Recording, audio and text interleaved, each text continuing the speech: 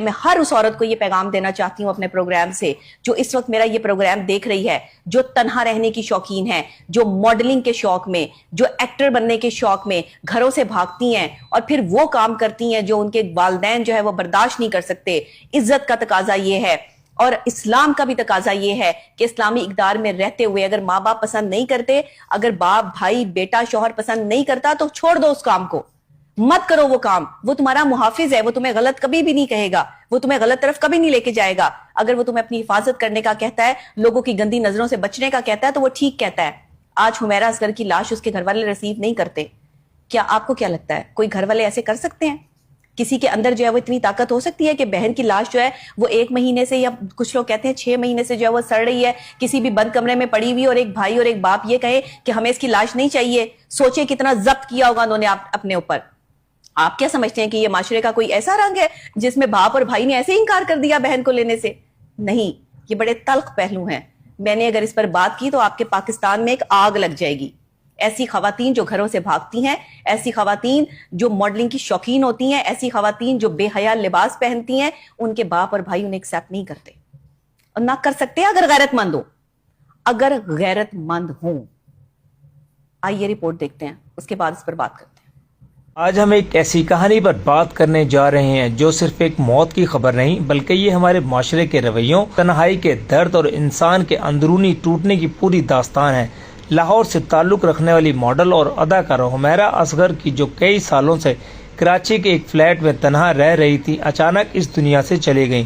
اس کی لاش ہفتوں بعد بلکہ بعض خبروں کے مطابق مہینوں بعد ملی، جب کرائے کی عدم ادائیگی پر مالک مکان نے عدالت کے ذریعے فلیٹ کو خالی کروایا۔ سب سے دل دہلا دینے والی بات یہ ہے کہ والدین اور خاندان نے لاش وصول کرنے سے بھی انکار کر دیا۔ آج ہم یہ سمجھنے کی کوشش کریں گے کہ کیا یہ محض ایک حادثاتی موت تھی یا اس کے پیچھے گہری محرومیاں، شدید ذہنی دباؤ، سماجی تنہائی اور ہمارے معاشرتی نظام کی بے حسی بھی شامل تھی۔ ہم یہ جاننے کی کوشش کریں گے کہ شہرت اور سوشل میڈیا کے ہزاروں لاکھوں فالوورز رکھنے کے باوجود انسان اس قدر تنہا کیسے رہ جاتا ہے کہ اس کی موت کی خبر بھی مہینہ تک کسی کو نہ ہو سکے۔ رپورٹ آپ نے دیکھ لی ہے۔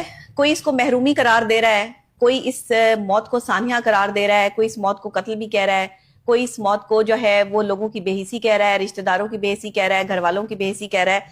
قصوروار وہ شخص ہے جو تنہا ہے۔ وہ تنہا اس لیے ہے کہ اس کا بیہیویئر اس قابل نہیں ہے کہ لوگ اس کے ساتھ چل سکیں۔ کہیں نہ کہیں یا تو وہ کوئی ڈرگس لے رہا ہے جس کی وجہ سے اس کی مینٹل سچویشن جو ہے وہ ٹھیک نہیں ہے۔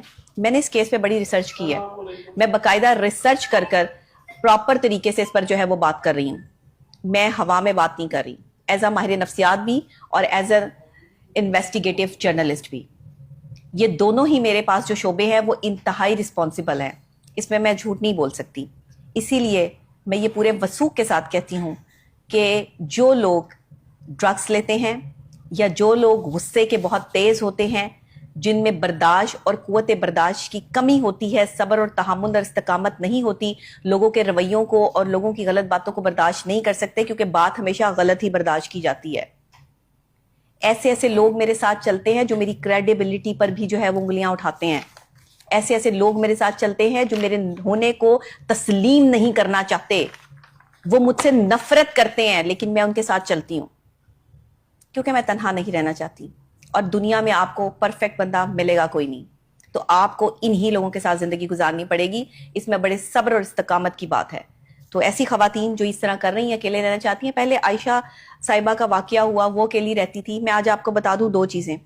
ایک وہ والدین جنہیں بڑھاپے میں ان کی جوان اولادیں چھوڑ کے چلی جائیں، ان کی موت مشکل ہو جاتی ہے، اور ایک وہ نوجوان لڑکی جو اپنی ضد، اپنی انا اور کچھ بننے کے چکر میں جو ہے وہ اپنے گھر والوں کے خلاف جا کر جو ہے وہ باہر نکلتی ہے اور اپنے آپ کو جو ہے وہ آزادی کی زندگی دیتی ہے۔ ایک وہ عورت، ایک وہ لڑکی، اس کی موت مشکل ہو جاتی ہے کیونکہ مرنے کے لیے 4 لوگوں کی ضرورت ہے جو آپ کو کندھا دے سکیں۔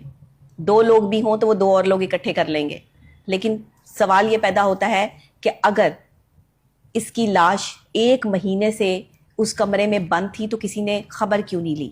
کوئی وہاں تک پہنچا کیوں نہیں؟ کسی سے ایسا تعلق کیوں نہیں تھا؟ ارد گرد کے لوگ کہاں تھے؟ کچھ تو ہوگا, کوئی تو اندر کی باتیں ہوں گی جس کی وجہ سے وہاں تک کوئی نہیں پہنچا.